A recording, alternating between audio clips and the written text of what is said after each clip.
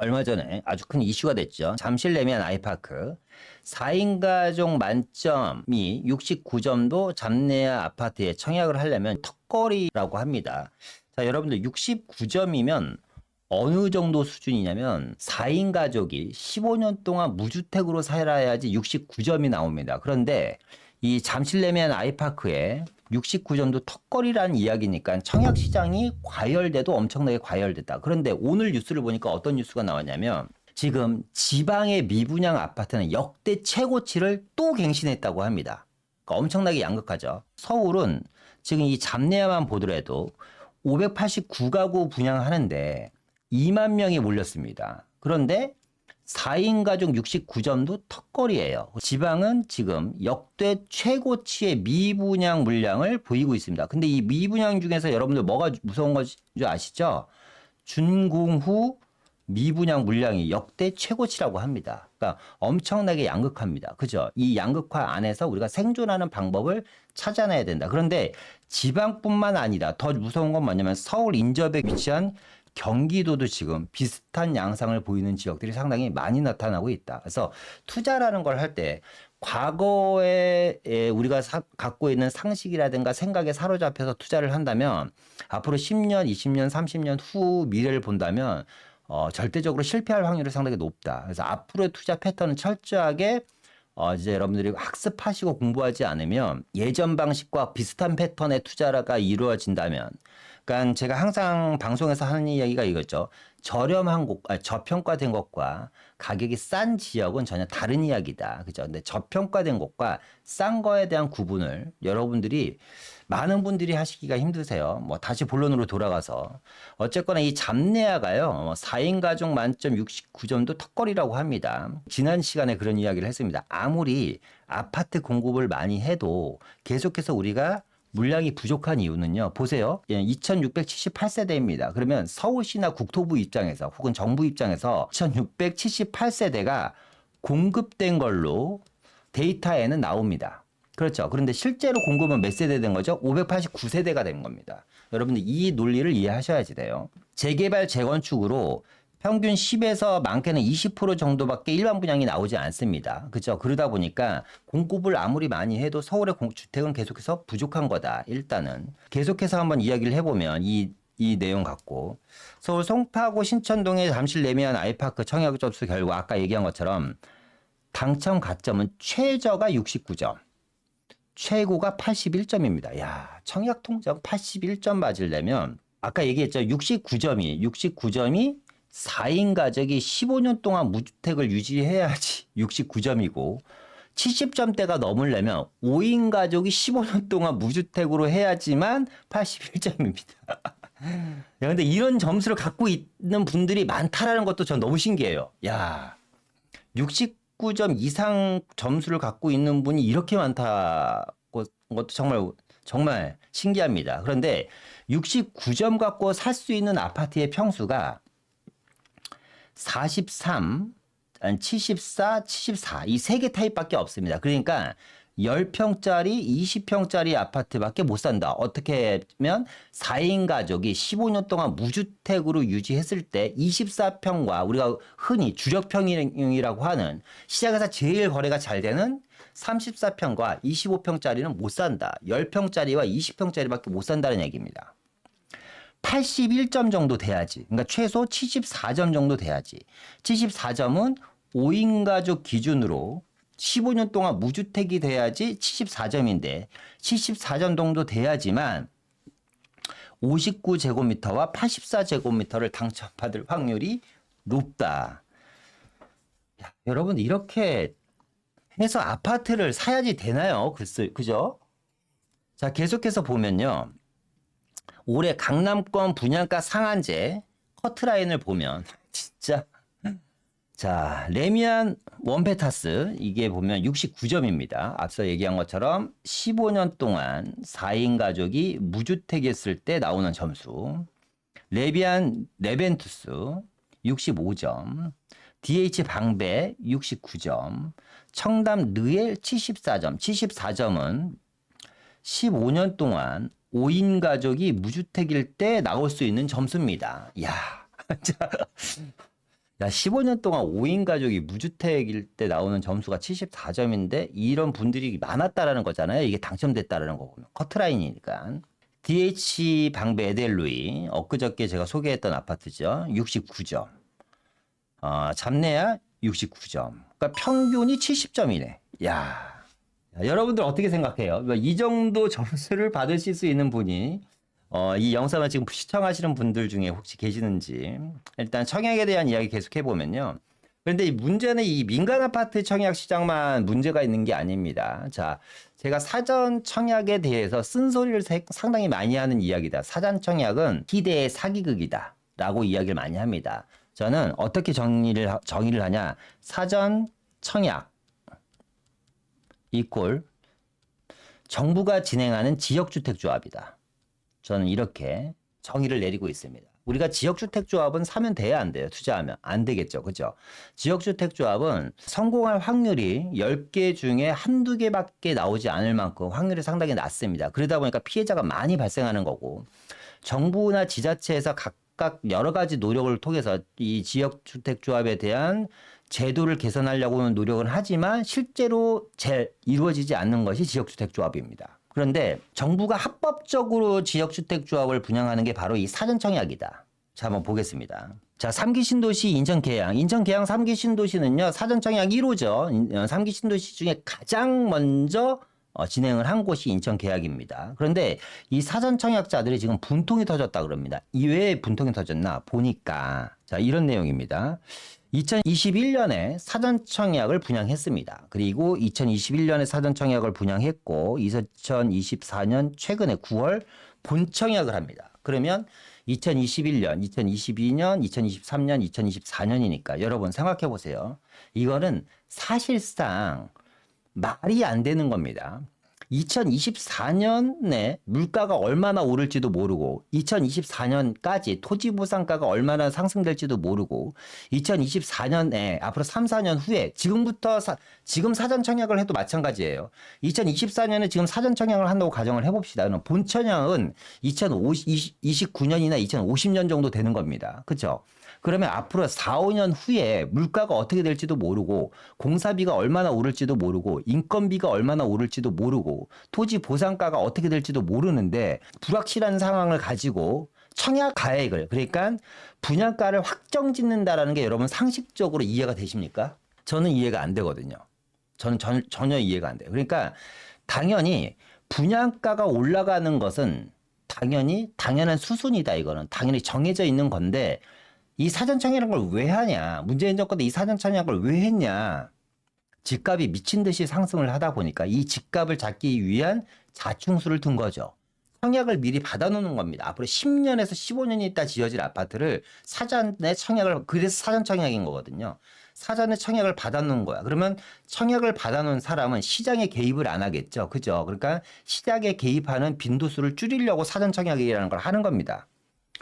그런데 앞서 얘기한 것처럼 5년, 6년 있다가 본청약을 할 거를 미리 사전청약하니 이게 엄발에 오줌 누는 게밖에 안 되는 거죠.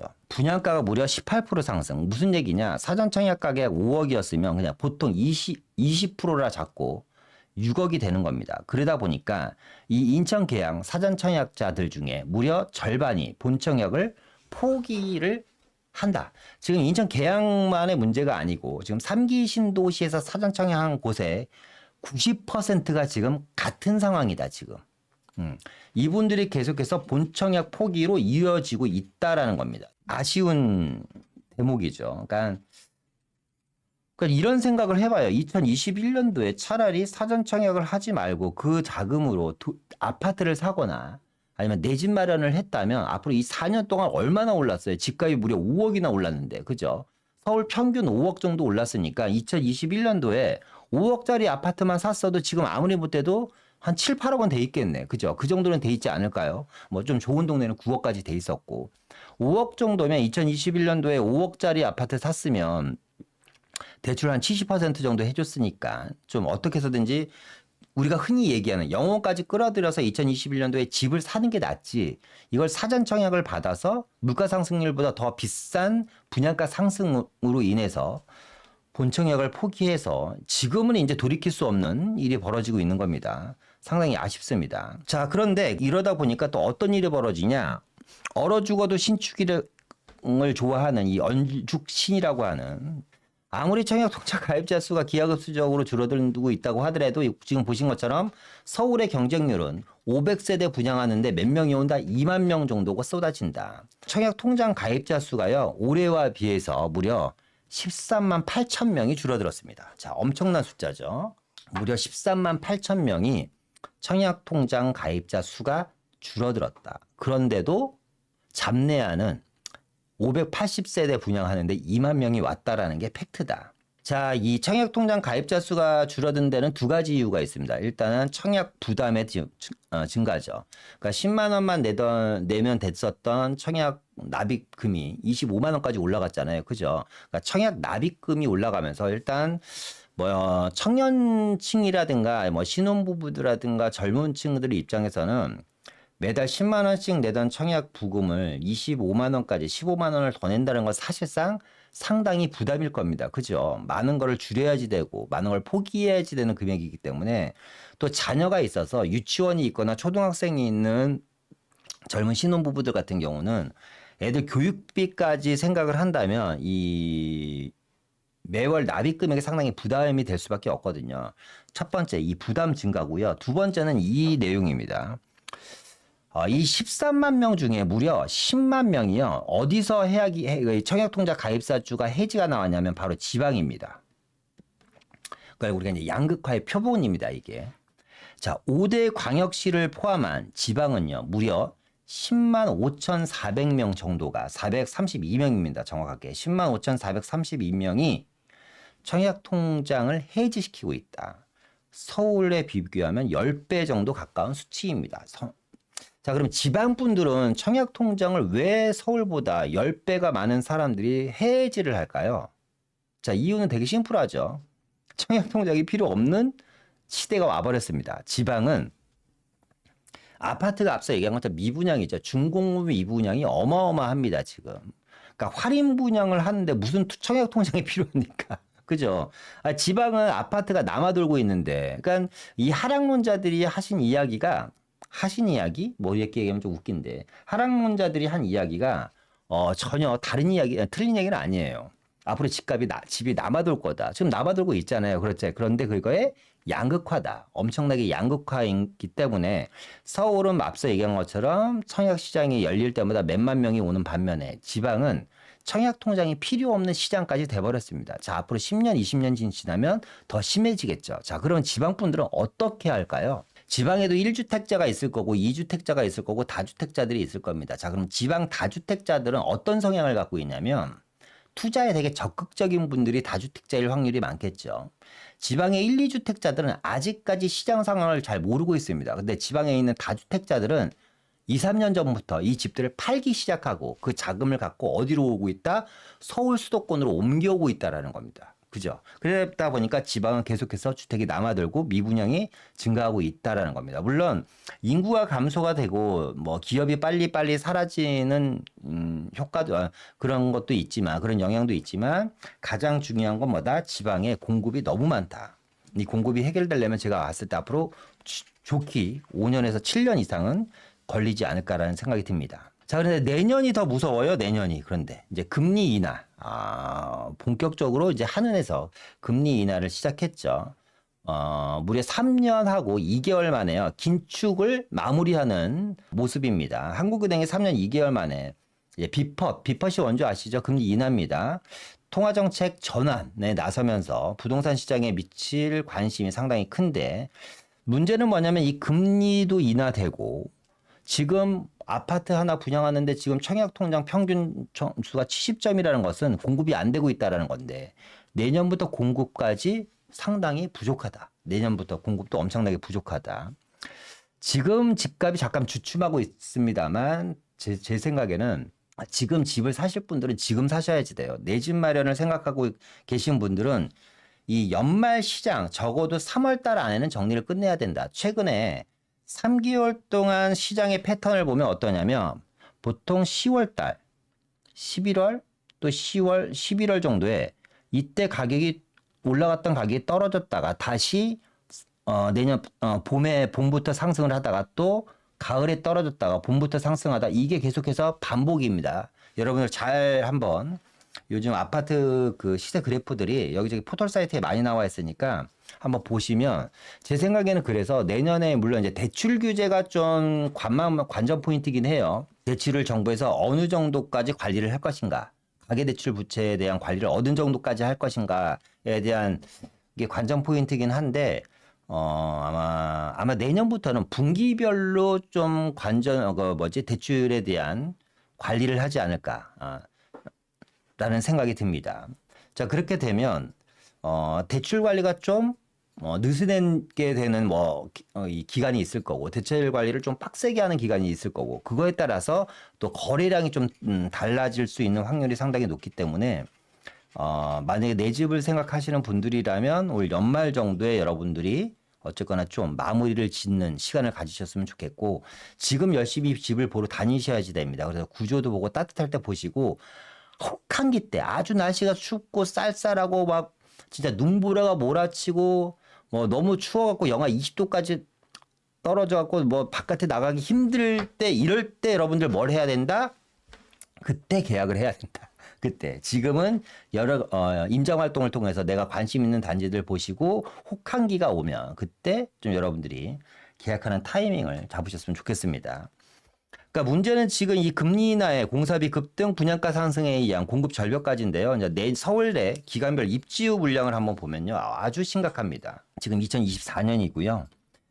지금 서울에 필요한, 그러니까 서울의 수요는요, 4만 8천 명 정도가 됩니다. 이 빨간색 그래프 위에 나와 있는 4만 8천 명 정도가 수요입니다. 이게 수요. 수요는 요 정도인데 공급은 이것밖에 안 되니까 약 10,000세대 정도가 지금 올해는 부족한 거고요.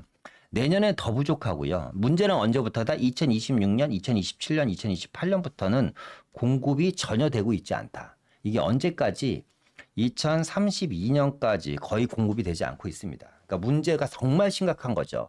그래서 서울시는 뭘 하려고 하죠? 서둘러서 정비 사업을 활성화시켜 갖고 재개발 재건축을 독려하려고 지금 여러 가지 제도를 개선하고 있는 겁니다. 용적률을 올려주겠다, 뭐 절차를 간소화시키겠다, 노후도를 좀 줄여주겠다, 뭐 동의율을 70%에서 50% 낮춰주겠다, 여러 가지 지금 노력을 하고 있습니다만 어쨌거나 지금 시작한다고 해도 공급은 10년, 15년 후다. 자, 악재라는 악재는 지금 시장에서 다 갖고 있다. 그죠?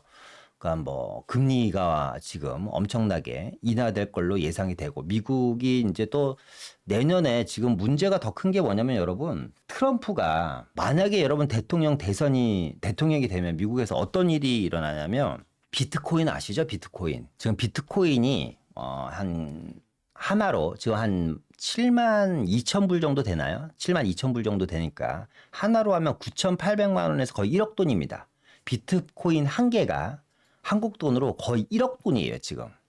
트럼프가 대통령이 되면 트럼프는 지금 비트코인을 제도권으로 들여놓으려고 하는 사람이고 미국 시장에서 비트코인을 상용화시키려고 지금 상당히 많이 노력을 하고 있는 사람입니다. 트럼프가 비트코인을 얼마나 많이 갖고 있는지 없는지는 모르겠습니다만 어쨌거나 트럼프는 비트코인에 되게 호의적이다. 그래서 지금 간단하게 이야기하면 미국이 지금 비트코인 한 개의 가치가 7만 불인 상황에서 트럼프가 대통령이 되면 무려 12에서 13만 불까지 오를 걸로 예상이 됩니다. 자, 이 말은 무슨 뜻이냐면 비트코인 한 알의 가치가 우리나라 돈으로 한 1억 5, 6천 정도 된다는 거예요. 비트코인의 하나의 가치가 우리나라 돈으로 지금도 1억인데 트럼프가 대통령이 되면 1억 6, 7천 정도가 된다는 겁니다. 자, 그럼 어떤 일이 벌어질까요? 여러분 통장에 넣어놓은 돈의 가치는 속절없이 평가가 절하되는 겁니다. 그러니까 우리는 어떻게 해야 될까요? 트럼프가 대통령이 되는 걸 막아야겠죠. 그렇죠? 트럼프가 대통령이 되면 원화의 가치는 정말 비트코인보다도 세계에서 인정을 못 받는 돈의 가치가 돼버리는 겁니다. 그래서 항상 하는 얘기가 그거예요, 제가.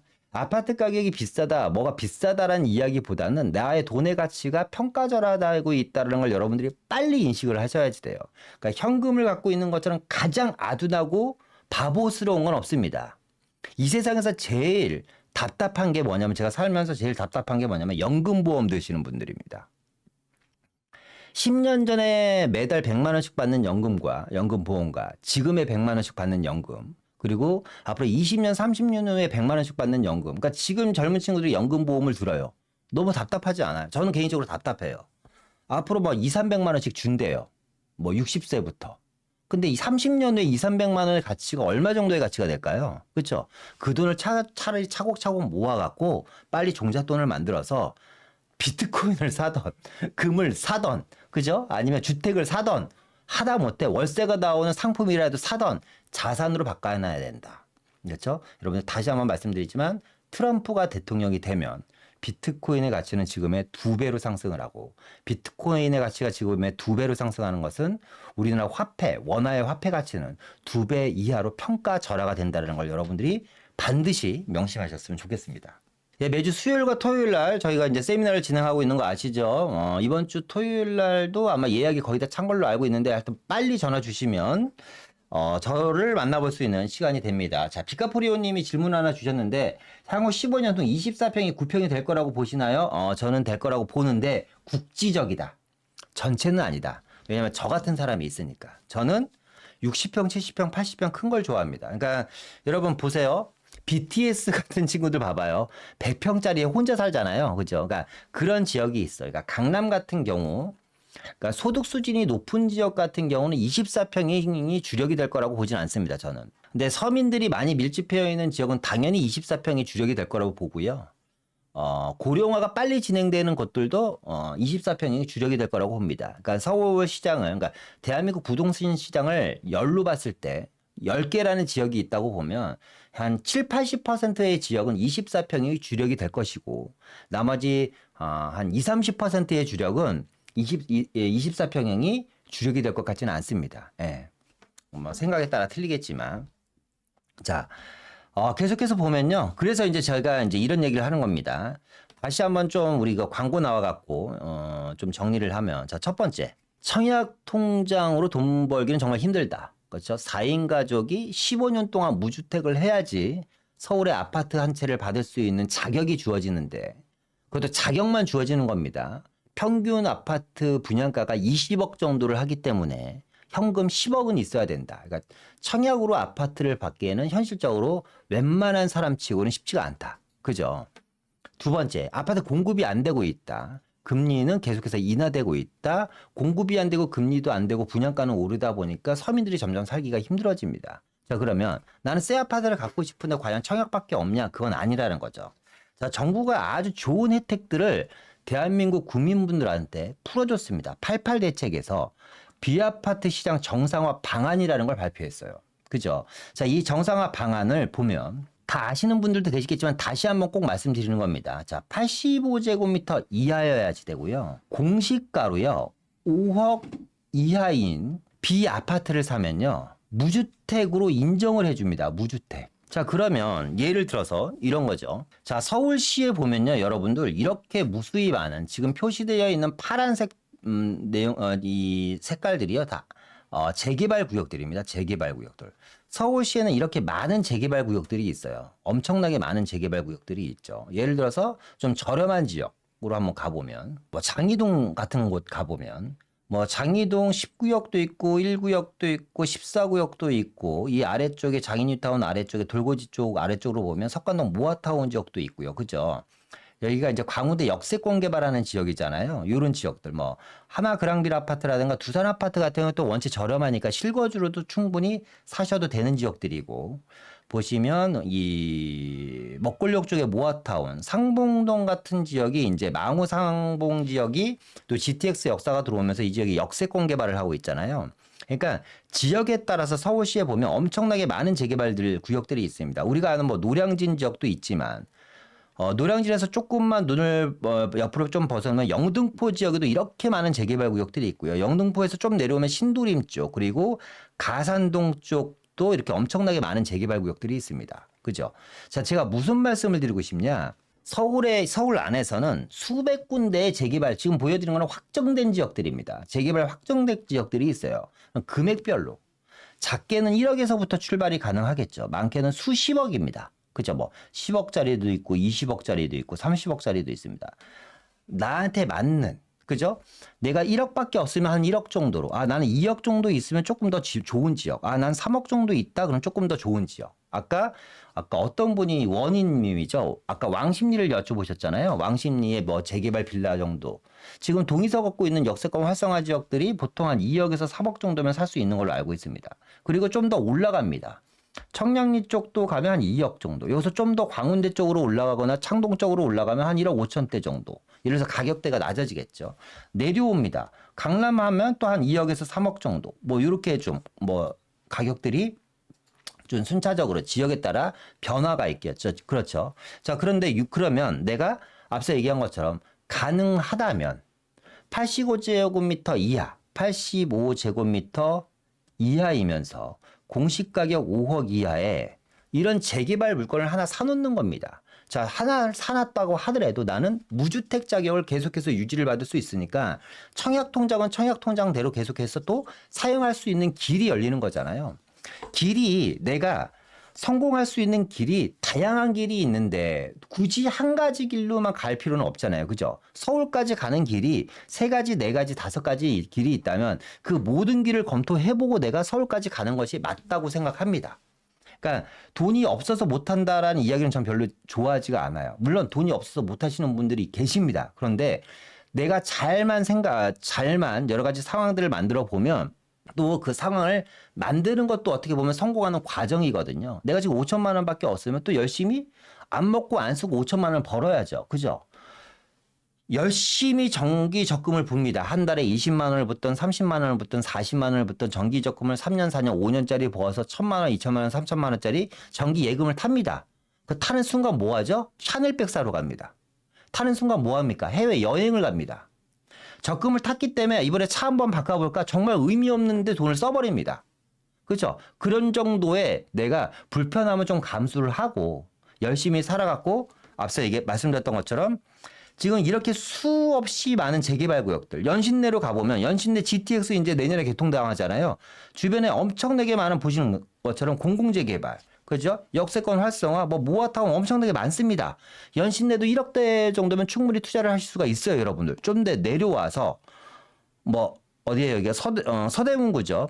북가저동이나 가자동 뭐 이런 지역들, 한강변에 뭐 마포 쪽, 망원동, 합정동 이런 지역들에 여러분들이 관심을 좀 가지셨으면 좋겠다. 한 가지 길만 있는 게 아니다. 청약 통장만 바라보는 시대는 끝났다. 왜? 내가 5억 이하 85제곱미터 미만의 재개발권을 하나 갖고 있다고 해도 청약 통장 무주택을 인정해 준대잖아요. 그렇죠? 그럼 여러분들이 어떻게 그런 것들을 여러분들이 충분히 도모를 해야지 된다.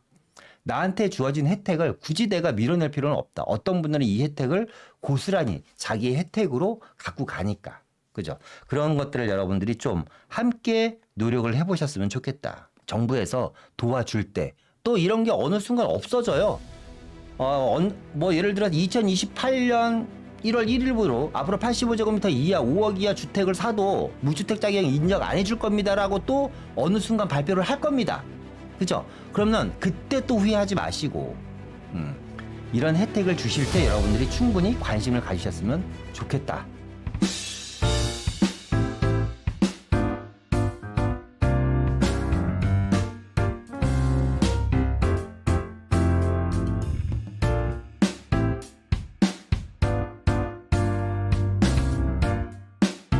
쉽게 좀 한번 이해를 해드릴게요.